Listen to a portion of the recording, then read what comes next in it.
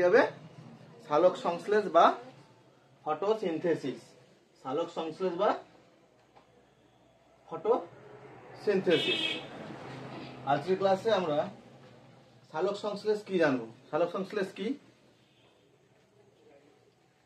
উদ্ভিদের একটা খাদ্য তৈরির প্রক্রিয়া হচ্ছে কি সালোক সংশ্লেষ।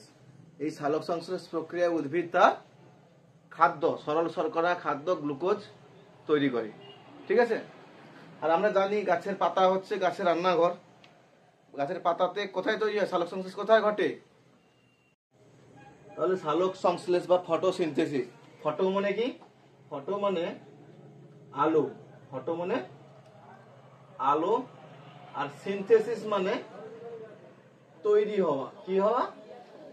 তৈরি হওয়া। কি তৈরি হয়? খাদ্য তৈরি হয়। আলোর উপস্থিতিতে খাদ্য তৈরি হয় উদ্ভিদের, সেটাই হচ্ছে ফটোসিনথেসিস। আমরা যদি সংজ্ঞা হিসেবে ধরি তাহলে কি হবে? সূর্যালোকের উপস্থিতিতে ক্লোরোফিলের সাহায্যে এবং উদ্ভিদ বাতাস থেকে গৃহীত বা বায়ুমণ্ডল থেকে গৃহীত কার্বন ডাই অক্সাইড এবং মাটির থেকে মূলের সাহায্যে গৃহীত জল নিয়ে সরল শর্করা খাদ্য গ্লুকোজ সংশ্লেষিত করে এবং উপজাত বস্তু হিসাবে অক্সিজেন এবং জল নির্গত করে। সেই প্রক্রিয়াকে কি বলা হয়? সালোক সংশ্লেষ প্রক্রিয়া। এই সালোক সংশ্লেষ প্রক্রিয়াতে উদ্ভিদ কি কি গ্রহণ করে একবার দেখি। বললাম কি? কার্বন ডাই অক্সাইড আর জল, কার্বন ডাই অক্সাইড আর জল গ্রহণ করে এবং সূর্যালোকের উপস্থিতিতে অবশ্যই সূর্যালোক বাই ক্লোরোফিলের সাহায্যে, সূর্যালোকে উপস্থিতিতে ক্লোরোফিলের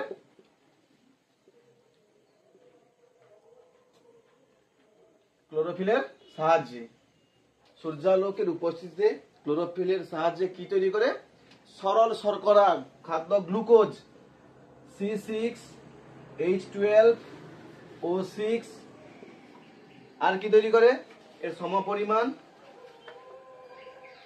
জল, অক্সিজেন গ্যাস এবং জল তৈরি করে। ঠিক আছে।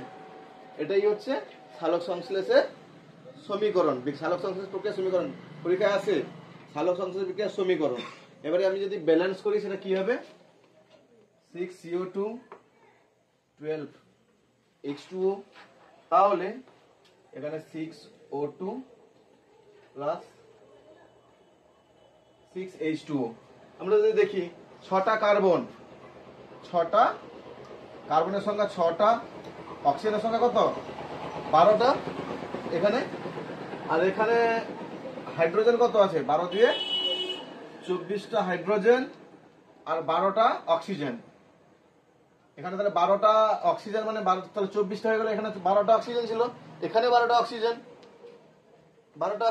তাহলে টোটাল হচ্ছে 24টা অক্সিজেন। তাহলে কার্বন 6টা, অক্সিজেন 24টা আর হাইড্রোজেন 24টা, এই আছে মোট। তাহলে আমি এখানে সমান হয়েছে কিনা দেখতে গেলে, তাহলে কার্বন এখানে কটা আছে? 6টা আছে। তাহলে কার্বন এখানে ঠিক আছে, এখানে ঠিক আছে, মিলে গেছে। হাইড্রোজেন এখানে 12টা, আর এখানে হাইড্রোজেন 6 দিয়ে 12টা, আর এই এখানে হাইড্রোজেন 12টা, তাহলে 12 12, তাহলে 24টা হাইড্রোজেন হলো। হাইড্রোজেন সঠিক। অক্সিজেন কটা আছে? অক্সিজেন 24টা আছে। এখানে অক্সিজেন কটা আছে? 6টা, আর এখানে 12টা। 6 প্লাস 12 প্লাস এখানে 6টা, তাহলে 6 6 12 আর 12 12 24টা। তাহলে ঠিক আছে হিসাব। এটাই হচ্ছে সালোক সংশ্লেষের, এটা হচ্ছে সালোক সংশ্লেষের রাসায়নিক সমীকরণ। তাহলে আমি সংজ্ঞাটা কি বললাম? উদ্ভিদ সূর্যালোকের উপস্থিতিতে ক্লোরোফিলের সাহায্যে বাতাস থেকে গৃহীত কার্বন ডাই অক্সাইড এবং মূলের সাহায্যে গৃহীত জল নিয়ে সূর্যালোকের উপস্থিতিতে ক্লোরোফিলের সাহায্যে তো বলাই হয়ে আছে সরল শর্করা খাদ্য গ্লুকোজ সংশ্লেষিত করে এবং কার্বন ডাই অক্সাইডের সমপরিমাণ জল ও অক্সিজেন নির্গত করে, বা উপজাত বস্তু হিসেবে অক্সিজেন ও জল নির্গত করে, সেই পদ্ধতিকে বলা হয় কি সালোক সংশ্লেষ প্রক্রিয়া। আমি যা সালোক সংশ্লেষ প্রক্রিয়াটা সামান্য যেগুলো কিছু কিছুটা ইম্পর্টেন্ট আছে ওইগুলোই বলে যাচ্ছে। হ্যাঁ, সালোক সংশ্লেষকে আমরা জারণ বিজারণ প্রক্রিয়া বলে থাকি। সালোক সংশ্লেষ প্রক্রিয়াকে আমরা কি বলি? জারণ বিজারণ প্রক্রিয়া। আর কি বলি? অঙ্গার আত্তীকরণ। অঙ্গার আত্তীকরণ দশা।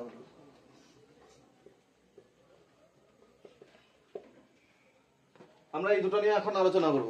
জারণ বীজের প্রক্রিয়া বলা হয় কেন, সালোক সংশ্লেষকে জারণ বিজারণ প্রক্রিয়া বলা হয় কেন, আর সালোক সংশ্লেষকে অঙ্গার আত্তীকরণ বলা হয় কেন। তো জারণ বিজারণ বলা হয় কেন? আমরা হচ্ছে ইলেকট্রনীয় মতবাদের অনুসারে জারণ বিজারণের সংজ্ঞা জানি তো, যে ইলেকট্রন যখন কেউ ত্যাগ করে তখন তাকে জারিত হয়েছে বলা হয়, সেটা পদ্ধতি বলা হয় জারণ। আর ইলেকট্রন গ্রহণ করলে বিজারণ হয়। কিন্তু এখানে তো ইলেকট্রনের গল্প নেই, এখানে আছে হাইড্রোজেনের উপস্থিতি। হাইড্রোজেনের উপস্থিতি অনুসারে আমরা হচ্ছে জারণ বিজারণ প্রক্রিয়াটা ব্যাখ্যা করব। ঠিক আছে? হাইড্রোজেন যখন যুক্ত হয় বা হাইড্রোজেনটা যখন বেরিয়ে যায়, নির্গত হওয়াকে কি বলা হয়? জারণ। হাইড্রোজেন যখন যুক্ত হয় তখন সেটা বলা হয় বিজারণ। হাইড্রোজেন যুক্তকে কি বলা হয়? বিজারণ। এখানে কার্বন ডাই অক্সাইডে CO2, এখানে দেখো, এখানে কি হাইড্রোজেন ছিল? কার্বন ডাই অক্সাইডে কার্বন আছে, অক্সিজেন আছে, এটা ছিল। কিন্তু এখানে দেখো, এখানে হাইড্রোজেন 12টা হাইড্রোজেন যুক্ত হয়েছে। তাহলে কার্বন হাইড্রোজেনের যুক্তকে কি বলি আমরা? বিজারণ। তাহলে কার্বন ডাই অক্সাইডে গ্লুকোজ তৈরির সময় কি হয়েছে? হাইড্রোজেনের সংযুক্তি ঘটেছে, মানে বিজারণ ঘটেছে। তাহলে এই পদ্ধতিকে আমরা কি বলবো? বিজারণ। হাইড্রোজেন যুক্ত হয়ে কি বলা হয়? বলো, বিজারণ। আর এখানে দেখো, জল ছিল, মানে হাইড্রোজেন, জলে হাইড্রোজেন আছে H2O। এখান থেকে যখন অক্সিজেন উৎপন্ন হয়েছে, এখানে কি হাইড্রোজেন আছে? তাহলে হাইড্রোজেন এখান থেকে নির্গত হয়ে গেছে। এই জন্য এটাকে কি বলা যেতে পারে? অপোজিট ঘটনা। হাইড্রোজেন যুক্ত হলে যদি বিজারণ হয়, হাইড্রোজেনের অপসারণকে কি বলা হবে? জারণ। তাহলে আমরা দেখতে পাচ্ছি এই রাসায়নিক বিক্রিয়াতে কার্বন ডাই অক্সাইডের বিজারণ ঘটেছে, গ্লুকোজ তৈরি করেছে, আর জলের জারণ ঘটেছে, মানে হাইড্রোজেনটা ওখান থেকে অপসারিত হয়েছে। তাহলে আমি এই পদ্ধতিটাকে একসঙ্গে জারণ বিজারণ প্রক্রিয়া বলতে পারি কি পারি না? উত্তর দেবে সবাই। তাহলে আমরা এটাকে তাহলে জারণ বিজারণ বলতে পারি। জারণ বিজারণ পদ্ধতি বা জারণ বিজারণ প্রক্রিয়া, সালোক সংশ্লেষের একটা জারণ বিজারণ প্রক্রিয়া। প্রশ্নের উত্তর বোঝা গেল? নেক্সট আমরা এটাকে কি বলি? অঙ্গার আত্তীকরণ। সালোক সংশ্লেষকে আমরা অঙ্গার আত্তীকরণ দশা বলি। কারণ কি? এই কার্বন ডাই অক্সাইডের অঙ্গার মানে আমরা আগে বুঝি, অঙ্গার মানে কিছুই নয়, কঠিন কিছুই নয়। অঙ্গার মানে অঙ্গার। অঙ্গার মানে কি? কার্বনকে আমরা অঙ্গার বলি। কি বলি? কার্বনকে আমরা অঙ্গার বলি। এই কার্বন যখন অঙ্গার আত্তীকরণ না অ্যাসিমিলেশন, মানে কোষে অঙ্গীভূত হওয়া, কোষের মধ্যে প্রবেশ করা। ঠিক আছে? তাহলে এখানে কার্বন ডাই অক্সাইডের যে কার্বনটা, তোমরা যদি অন্ধকার দশা যখন আমি বোঝাবো তখন হচ্ছে ব্যাপারটা আরো ক্লিয়ার হবে, সেখানে আছে। তো আজকের তোমরা ছোট করে বুঝে নাও, কার্বন ডাই অক্সাইডের যে কার্বন, এখানে গ্লুকোজ তৈরি করছে। কি তৈরি করছে? গ্লুকোজ তৈরি করছে খাদ্য হিসাবে। খাদ্যতে কার্বন আছে না নেই? কার্বনটা খাদ্যতেও আছে। তাহলে এটা কি কোষে কোষে অঙ্গীভূত হবে না হবেনি? হবে অবশ্যই। এই carbon die oxide carbon glucose হিসাবে বা খাদ্য হিসাবে যখন কোষে অঙ্গীভূত হচ্ছে, তখন সেটাকে অঙ্গার আত্তীকরণ নয়? নিশ্চয়ই অঙ্গার। অঙ্গার মানে কার্বনের আত্তীকরণ ঘটছে। এই জন্য এটাকে সালোক সংশ্লেষ কি বলা হয়? অঙ্গার আত্তীকরণ দশা। এই অঙ্গার আত্তীকরণ দশা হয়ে গেল, মোটামুটি দুটো পয়েন্ট বোঝা গেল। আর এখানে কোনো জিজ্ঞাসা আছে? সালোক সংশ্লেষ কাকে বলে, সালোক সংশ্লেষকে জারণ বিজারণ প্রক্রিয়া বলা হয় কেন, সালোক সংশ্লেষে অঙ্গার আত্তীকরণ বলা হয় কেন? কারো কোনো প্রশ্ন আছে? আর কারো কিছু প্রশ্ন আছে? তো এখন আমরা একটা ইম্পর্টেন্ট টপিকস চ্যাপ্টার, মানে ইম্পর্টেন্ট চ্যাপ্টার নয়, ইম্পর্টেন্ট টপিকস হচ্ছে যে হিল ও বেন্ডালের জেড স্কিম বা জেড প্রকল্প, ওটাই আমরা আজকে দেখব। জেড প্রকল্প করতে গেলে তার আগে দু একটা জিনিস আমাদের মাথায় রাখতে হবে, সেগুলো আমি একটু বলে নিই। বলে নেওয়ার পরে আমি প্রথমে বললাম কি ক্লোরোপ্লাস্ট। আমরা যদি সালোক সংশ্লেষের কে ক ভাগে ভাগ করা যায়? দু ভাগে ভাগ করা যায়। একটা হচ্ছে আলোক দশা, একটা হচ্ছে আলোক দশা, আর একটা কি অন্ধকার দশা। অন্ধকার দশা। আলোক দশায় কি হয় আর অন্ধকার দশায় কি হয়? না, আলোক দশাতে সূর্যের আলোকের উপস্থিতিতেই হতে হবে। সূর্যের আলো না থাকলে অন্ধকার দশাটা চলতে থাকে, কিন্তু আলোক দশাটা সূর্যের আলোকের উপস্থিতিতেই। আমরা যখন একটু পরে পড়বো জেড স্কিম বা আলোক দশাটা, যখন পড়াশোনা শুরু করবো তখন বুঝতে পারবো কেন আলোক দরকার বা কেন আলো উপস্থিতিতে হয়। আর মেনলি হচ্ছে অন্ধকার দশা হচ্ছে খাদ্য তৈরি হয়। অন্ধকার দশা মানে এই নয় যে অন্ধকারে হয়, মানে আলোর অনুপস্থিতিতে ঘটতে পারে অন্ধকার দশাটা। ঠিক আছে? তো আলোক দশা আর অন্ধকার দশা এটা আমি যদি জানি, ক্লোরোপ্লাস্টের এই যে চাকতি দেখছি না, এগুলোর নাম কি? একটা একটা থাইলাকয়েড। এদের নাম কি? থাইলাকয়েড। পুরোটাকে বলা হয় গ্রানা। পুরোটাকে কি বলা হয়? গ্রানা। আর এই যে ধাত্র অংশটা, পুরোটা গ্রানা বাদ দিয়ে ফাঁকা যে ধাত্র অংশটা, এটাকে বলা হয় স্ট্রোমা। কি বলা হয়? স্ট্রোমা। এই আলোক দশাটা সম্পন্ন হয় কোথায়? এই গ্রানা অঞ্চলে। ক্লোরোপ্লাস্টের গ্রানাতে আলোক দশা সম্পন্ন হয়। ঠিক আছে? আর অন্ধকার দশা সম্পন্ন হয় কোথায়? স্ট্রোমা অঞ্চলে। স্ট্রোমা, ক্লোরোপ্লাস্টের স্ট্রোমা অঞ্চলে অন্ধকার দশাটা সম্পন্ন হয়। ঠিক আছে? বোঝা গেল আলোক দশা অন্ধকার দশা কোথায় সম্পন্ন হয়? তো এর পরে হচ্ছে আমরা বলবো আজকে কি আলোক দশা। আমরা আজকে কি বলবো? আলোক দশা। আমি অন্ধকার দশাটা মুছে দিচ্ছি। আলোক দশা।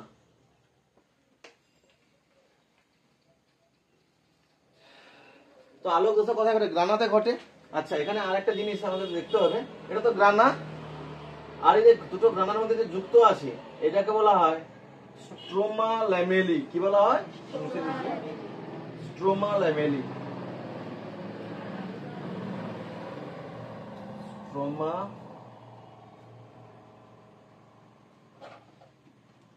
ল্যামেলি। আমরা এই আলোক দশা পড়তে গেলে গ্রানা আর স্ট্রোমা ল্যামেলির কথাটা জানতে হবে। কারণ হচ্ছে PS2টা অবস্থান করে গ্রানা অঞ্চলে, আর PS1টা অবস্থান করে কি স্ট্রোমা ল্যামেলিতে। ঠিক আছে? এটা আর কিছু না, ফটোসিস্টেম 1 আর ফটোসিস্টেম, দুটো আলোকতন্ত্র থাকে। দুটো আলোকতন্ত্র, একটা ফটোসিস্টেম 2, ফটোসিস্টেম 1। এই ফটোসিস্টেম 2টা যে এ কি করে না, এ হচ্ছে আমাদের যে সূর্যালোক আসে, সূর্য থেকে তো অনেক তরঙ্গ আমাদের পৃথিবীতে আসে। আলট্রাভায়োলেট রশ্মি, এক্স রশ্মি, গামা, এভাবে অনেক রশ্মি আসে। আসার পরে কি হয়? ওজোন স্তরে ওটা আটকে যায়। ওজোন স্তরগুলোতে আটকে যায়। আর যে রশ্মিটা ওজোন স্তর ভেদ করে আসতে পারে ওটা বলে দৃশ্যমান রশ্মি। ওই দৃশ্যমান যে রশ্মিটা পৃথিবীতে পড়ে, তার অনেকগুলো ন্যানোমিটারের ভাগ থাকে। বিভিন্ন তরঙ্গ দৈর্ঘ্যের আলোক রশ্মি পৃথিবীতে আসে, বিভিন্ন তরঙ্গ দৈর্ঘ্যে। 680, 500, 502, 680, 700 ন্যানোমিটার, 600, বিভিন্ন যে কালার হয়, বেনিয়া সহ কালার। আমরা হচ্ছে কার্য বর্ণালী, শোষণ বর্ণালী আছে, এগুলো পরে আরেকদিন আলোচনা করা হবে। আজকে যেটা এই কার্য বর্ণালী, শোষণ বর্ণালী, বিভিন্ন রঙের যে আলোক রশ্মিগুলো বিভিন্ন তরঙ্গ দৈর্ঘ্যের হতে পারে। ঠিক আছে? তো PS2 ফটো সিস্টেম 2 তে যে আলোক রশ্মিটা শোষণ হয় সেটা কত? P680, মানে ভয়ের কিছু কারণ নেই, কারণ এই 680 ন্যানোমিটার তরঙ্গ দৈর্ঘ্যের আলোকে শোষণ করতে পারে, ন্যানোমিটার তরঙ্গ দৈর্ঘ্যের আলোকে শোষণ করতে পারে। আর PS1 ফটো সিস্টেম 1 এই কতটা পারে না 700 ন্যানোমিটার তরঙ্গ দৈর্ঘ্যের যে আলোটা আসে ওটাকেই শোষণ করতে পারে। কোনো সমস্যা? ঠিক আছে, তো আমি জেড স্কিমটা, হিল বেন্ডালের জেড স্কিমটা আমি তাহলে শুরু করছি। এখন মুছে দিচ্ছি এগুলো।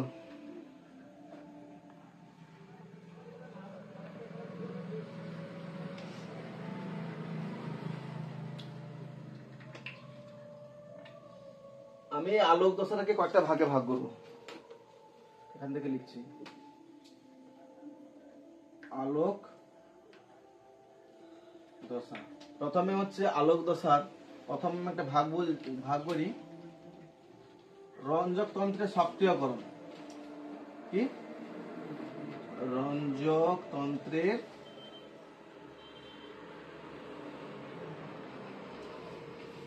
সক্রিয়করণ। দুয়ে হচ্ছে সক্রিয় করে ইলেকট্রন পরিবহন। ইলেকট্রন পরিবহন, এটা আবার দু রকমের হতে পারে ইলেকট্রন পরিবহনটা। একটা হচ্ছে চক্রাকার আর একটা হচ্ছে অচক্রাকার। চক্রাকার অচক্রাকার পদ্ধতিতে হয়। 3 নম্বর হচ্ছে ইলেকট্রন পরিবহন হলো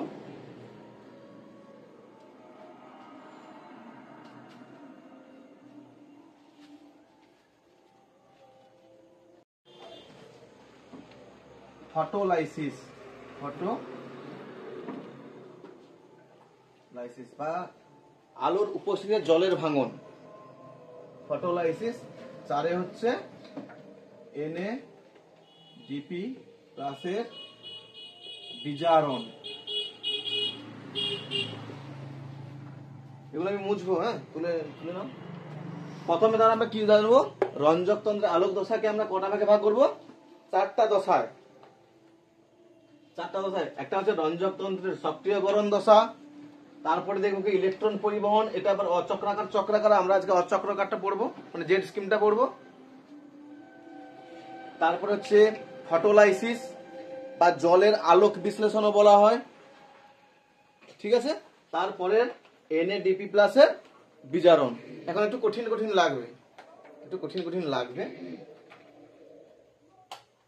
ঠিকঠাক করে শোনো আর লিখে ফেলো সঙ্গে সঙ্গে, একদমই সহজ।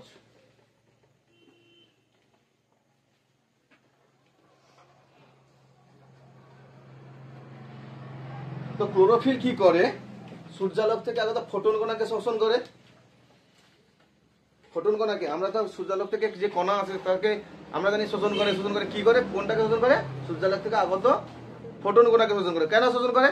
কারণ ফোটন কণার মধ্যে থাকে কোয়ান্টাম শক্তি, ওই কোয়ান্টাম শক্তিটাই এদেরকে সক্রিয়করণ করে, ঠিক আছে। তাহলে প্রথম দশা কি লেখা ছিল? রঞ্জক তন্ত্রের সক্রিয়করণ দশা।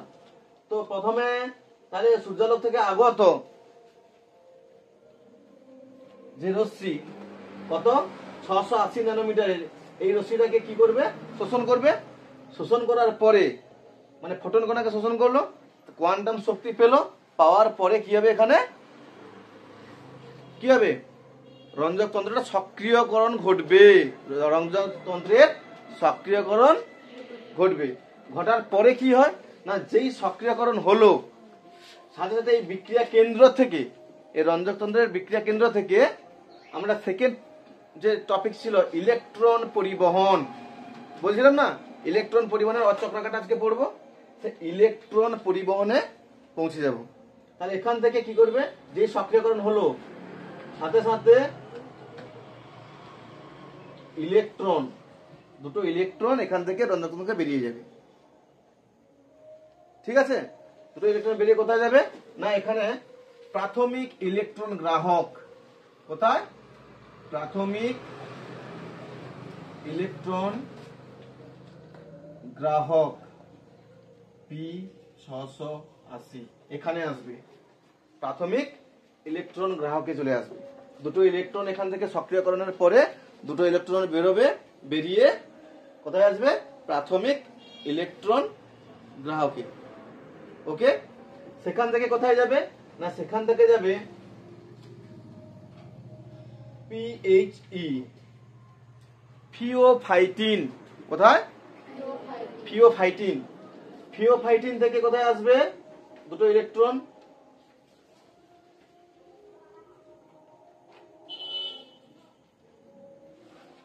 Plastoquinone PQ। কোথায় আসবে? প্লাস্টোকুইনন। প্লাস্টোকুইনন থেকে আসবে সাইটোক্রোম যৌগ। সাইটোক্রোম যৌগ কোথায় আসবে? সাইটোক্রোম যৌগ। সেখান থেকে আসবে প্লাস্টোসায়ানিন। কোথায়? প্লাস্টোসায়ানিন থেকে P700 বা PS ফটোসিস্টেম 1 এ প্রবেশ করবে। তাহলে এখান থেকে ইলেকট্রনটা আসছে কার কার মাধ্যমে? প্রথমে হচ্ছে বিক্রিয়া কেন্দ্র থেকে বেরোলো, বেরিয়ে কোথায় আসবে? করতে পারছো না? প্রাথমিক ইলেকট্রন গ্রাহক, সেখান থেকে PHE, সেখান থেকে কোথায় আসবে? ফিওফাইটিন। কোথায় আসবে? ফিওফাইটিন। ফিওফাইটিন থেকে প্লাস্টোকুইনন। কোথায় আসবে? প্লাস্টোকুইনন। প্লাস্টোকুইনন থেকে সাইটোক্রোম যৌগ। সেই সাইটোক্রোম যৌগ থেকে আসবে এবার প্লাস্টোসায়ানিন। প্লাস্টোসায়ানিন থেকে এখানে। ঠিক আছে, তাহলে ইলেকট্রনটা এখান থেকে বেরিয়ে এইগুলোর মধ্য দিয়ে এখানে এসছে। ঠিক আছে, আসার সময় একটা কাজ করে কি, এখানে একটা এই সাইটোক্রোম যৌগে কি করে, এমনি এমনি কি আসে, আসার সময় একটা শক্তি উৎপন্ন করে এডিপি। এর সঙ্গে একটা ইনঅর্গানিক ফসফেট PI যুক্ত হয়ে তৈরি করে কি ATP, মানে অ্যাডিনোসিন ডাইফসফেট। তার সঙ্গে আবার একটা ইনঅর্গানিক ফসফেট যুক্ত হয়, যুক্ত হওয়ার পরে তৈরি করে কি ATP ট্রাইফসফেট। দুটো ফসফেট ছিল, আবার একটা ফসফেট যুক্ত হয়ে ট্রাইফসফেট তৈরি করেছে, ATP শক্তি তৈরি করে। ঠিক আছে, কোথায় না সাইটোক্রোম যৌগে। ক্লিয়ার? তো এখান থেকে ইলেকট্রনটা এখানে আসে, আসার পরে এখান থেকে কোথায় যায়? ওই তারই মতন প্রাথমিক ইলেকট্রন গ্রাহকে। কোথায়? প্রাথমিক ইলেকট্রন গ্রাহক। এখান থেকে আসে প্রাথমিক ইলেকট্রন গ্রাহকে আসে। সেখান থেকে কোথায় আসে? FRS ferredoxin reducing substance. নাম কি? আমি এগুলো লিখে দেবো পরে। ফেরিডক্সিন রিডিউসিং সাবস্টেন্স এখানে আসে। এখান থেকে কোথায় আসে? FD ferredoxin. কোথায় আসে? ফেরিডক্সিন। সেখান থেকে আসে NADP+। এখানে আসার পরে ইলেকট্রনটা তাহলে এখানে এলো, কোথায় থেকে? P700 থেকে বেরিয়ে কোথায় এলো? প্রাথমিক ইলেকট্রন গ্রাহকে। প্রাথমিক ইলেকট্রন গ্রাহক থেকে কোথায় আসে? FRS ferredoxin reducing substance. সেখান থেকে কোথায় আসে? FD ferredoxin. ফেরিডক্সিন থেকে কোথায় আসে? NAD+ এসে থেকে যায়। এই জন্য এটাকে বলি অচক্রাকার। কারণ কি? চক্রাকার মানে কি জানি, যেখান থেকে শুরু করবে ঘুরে ফিরে ওখানেই আসবে। কিন্তু এখানে কি দেখলাম, এখান থেকে শুরু করেছে, এখান থেকে গিয়ে NAD+ এসে আটকে যাচ্ছে। তাহলে এটা চক্রাকার হলো। এই জন্য এটাকে আমরা যখন চক্রাকার বলবো তখন দেখবো PS1 থেকে বেরিয়ে ইলেকট্রনটা আবার ঘুরে ফিরে PS1 এসে ঢুকে গেছে, সেটা তখন দেখবো। এখন কি দেখলাম, এটা এই জন্য কি বলা হয়? অচক্রাকার ইলেকট্রন বা অচক্রাকার ফটোফসফোরাইলেশন বা অচক্রাকার পরিবহন, ইলেকট্রনের অচক্রাকার পরিবহন। ঠিক আছে, NAD+ এসে ইলেকট্রনগুলো থাকে। আচ্ছা, এইটা বলি আলোক দশা, আমি বারবার বলছিলাম না আলোক দশা। তো এখানে আলোক দশা, এখানে তাহলে আলোক লাগছে, এখানে আলোক তো হওয়ার জন্য সক্রিয়করণ হলো, তাহলে আলোকটা অত্যন্ত জরুরি। আরো কি হয়, আলোকের উপস্থিতিতে আমরা হচ্ছে অচক্রাকার ফটোফসফোরেশনটা সম্পন্ন করলাম। এখনো পর্যন্ত দুটা পয়েন্ট বাকি আছে, কি কি? ফটোলাইসিস আর হচ্ছে NADP+ এর বিজারণ, এটা এখন বাকি আছে। তো ফটোলাইসিস কেমন হয়? তো এখানে তো এই রঞ্জক তন্ত্রে আমার ইলেকট্রন বেরিয়ে গেল, তাহলে কি এখানে ইলেকট্রনের ঘাটতি হবে? ইলেকট্রন তো ছিল এখানে, ইলেকট্রন বেরিয়ে যাওয়া মানে কি ইলেকট্রনের ঘাটতি হবে। তাহলে ইলেকট্রনের ঘাটতিটা পূরণ হবে কিভাবে? ইলেকট্রন যদি বেরিয়ে গেল, তো এখানে ইলেকট্রন যদি ঘাটতি থাকে, আর কি ইলেকট্রন বেরোবে? তাহলে প্রক্রিয়াটা বন্ধ হয়ে যাবে। এর জন্য এই ঘাটতিটা মেটানোর জন্য আছে গে ফটোলাইসিস, জলের ফটোলাইসিস। কি হয়? H2O, H2O বলছিলাম না, ফটোলাইসিস মানে ফটো মানে কি আলো, আর লাইসিস মানে কি ভাঙন। জলের উপস্থিতিতে আলোর উপস্থিতিতে জলের ভাঙন ঘটবে। তো আলোর উপস্থিতিতে জলের কেমন ভাঙন ঘটবে আমি দেখি। আমি 2 অণু জল নিলাম, 2H2O, H2O কে ভাঙলে কি হয়? H plus plus OH minus, hydrogen আর হাইড্রোক্সিল আয়নে বিশ্লিষ্ট হয়। আলোকের উপস্থিতিতে জল কি হয়? H প্লাস OH মাইনাস, আমরা এটা জানি আগে থেকে যে এটাকে হিল বিক্রিয়া বলা হয়। H প্লাস আয়ন ও OH হাইড্রোক্সিল আয়ন, মানে হাইড্রোজেন এবং হাইড্রোক্সিল আয়নে ভেঙে যায়। এখানে দুটো যেহেতু জল নিয়েছি, তো দুটো দুটো করে থাকবে, বোঝা গেল? এইবারে কি দেখবো আমরা, না আমরা হচ্ছে H প্লাস কে ছাড়ছি, এটাকে নিচ্ছি 2OH মাইনাস। কেন? আমার এখানে ইলেকট্রন দরকার, ইলেকট্রনের ঘাটতি, ইলেকট্রন নেগেটিভ চার্জ সম্পন্ন আমরা জানি, মাইনাস। এই জন্য হচ্ছে 2OH মাইনাসটাকে আমি যদি নেই, 2OH মাইনাস, তাহলে এখান থেকে আমি দুটো ইলেকট্রন নিয়ে নিলাম। মাইনাস মানে ইলেকট্রন, চলো দুটো ইলেকট্রন যেই নিয়ে নিলাম, তাহলে এখানে মাইনাসটা বেরিয়ে গেল, পড়ে থাকলো কি 2OH, এটা পড়ে থাকলো কি ভেঙে ভেঙে বোঝা যাচ্ছে? তাহলে 2OH থেকে মাইনাস ছিল, এই মাইনাসটাকে আমি নিয়ে নিলাম। এই ইলেকট্রন ভাও, এবারে এখান থেকে দুটো ইলেকট্রন বেরিয়ে গেছিল, জলের যেই ভাঙন ঘটলো এখান থেকে তাহলে দুটো ইলেকট্রন তৈরি হলো। এই দুটো ইলেকট্রন বেরিয়ে গিয়ে এখানে জলের মানে ইলেকট্রনের ঘাটতিটা মেটাবে। এই আবার দুটো ইলেকট্রন দিল, দেওয়ার সঙ্গে সঙ্গে আবার এই দুটো ইলেকট্রন বেরিয়ে যাবে, আবার ইলেকট্রন দরকার, আবার জলের ভাঙন ঘটবে, আবার এখান থেকে ইলেকট্রন বেরিয়ে যাবে। এখানে যত ইলেকট্রনের ঘাটতি কে মেটাবে? জলে বা ফটোলাইসিস, জলের ভাঙন ঘটবে। এই 2OH টা কি হয়?